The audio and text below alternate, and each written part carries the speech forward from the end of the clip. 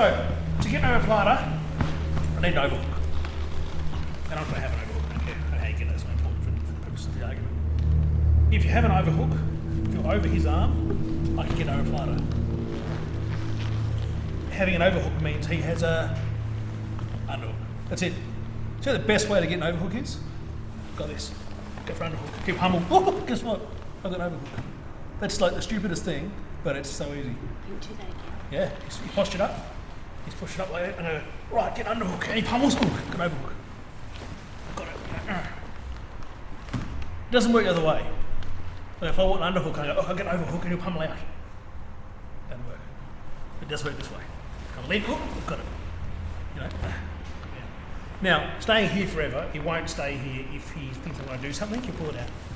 So what I've got to do with an overhook game is hip out to my side. It doesn't matter whether I want triangles, arm locks, whatever I want to do. If I hip out to the side with the overhook and crank down on it, I've got something. The other thing too is I get this leg, I don't be lazy with it, I put the foot on his, sort of his hip back and clamp with my knee. Okay? Now, Kieran can't, just be real gentle when you do this, right? He can't, like he wants to posture back up to normal guard. Like come back into my guard and push up. Like that's what he wants, right? It's hard to do that because I'm driving down on his arm and pushing him away. He can't just posture straight up because I'm hanging off him. He can go away, like move your head away, but he's giving me an over-platter, so he took me to that. So he's kind of a hard place for him to be. He's sort of in a position where he can't do much without forcing the issue. So all I do when, this is like, this, you know when Adam does it, he sort of spins. I do that too, but if it's sort of tighter quarters, I just push his head away, his bottom leg comes out a little bit, and I put this foot here, and I can actually grab it and pop it in front of his face if I need to, but I see it's touching his head. I like that, it's good. So what I can do now is I can kind of control his arm, drive my hips forward, and then I've just got to literally turn around carefully with my sore roll back. And there it is. Remember Adam said he's going to be out on the one butt cheek. And then carefully he gets up without hurting himself even further and leans over. And then carefully does that pelvic floor exercise to finish it. That sounds silly, but it's just really a pelvic floor exercise. Just right again, just a tap. Now, Kieran's got big arms, got big legs. It's difficult for me to have his arm tight here where it needs to be, but that's what needs to happen.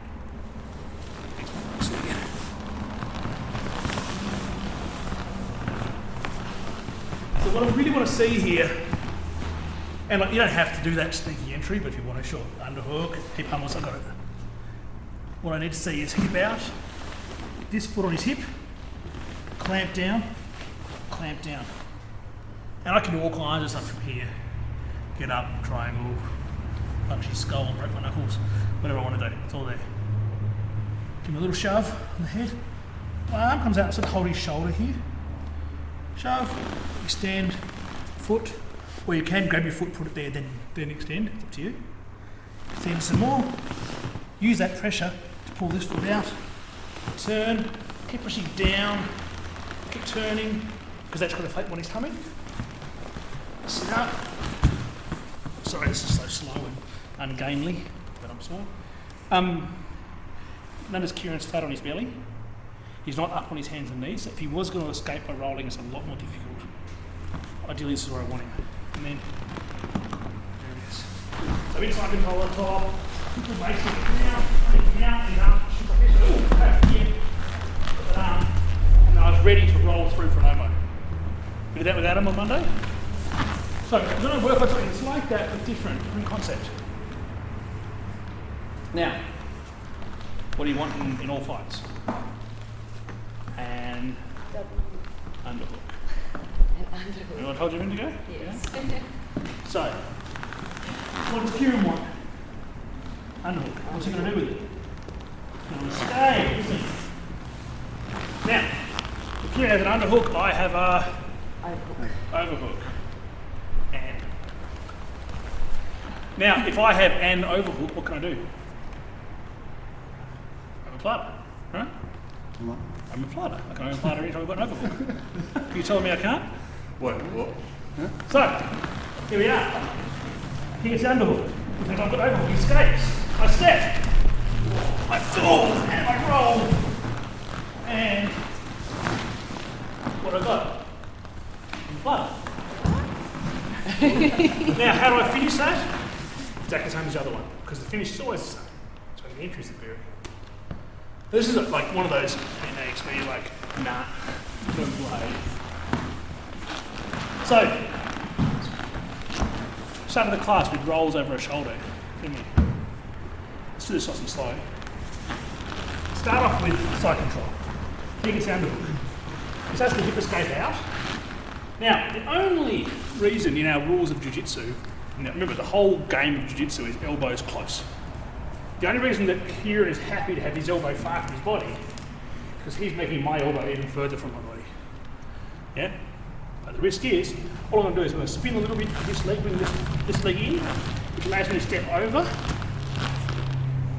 Now, by sliding my leg this way a bit towards his head, it makes a spot that I can fall into and then bring my leg over to the Omo. The problem with this Omo is he's a long way from me, and I don't want him to. Can you jump over? He'll jump over me and side control. Got jump back.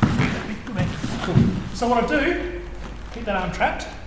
Some people triangle their legs. I don't usually. I usually just drive hard, grab under his foot, move away from him until he falls over. Now sit up.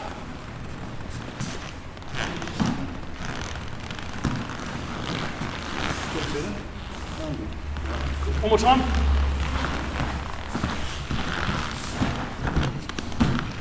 So underhooks, the escape step, I slide, I fall, I cut, grab his foot, sit up, turn, grab his wrist. Just like before, my side control here gets done, hook across the stay. But now instead of sliding my leg across and rolling to go flatter, I'm going to go to a control position. The leg comes across, I move, and I spin and pin. Now this position is very tight on Kieran's shoulder. The tighter I'm on the shoulder, the more his arm is free, so I can get my wrist locks, my wrist rotations, thumb breaks, wrist rotations, all that stuff's there. I can forward roll over the near shoulder, that direction to get down flatter, or I can trap his elbow with the outside arm, inside arm on the floor, turn, fall over, finish the elbow, stand away. Cool.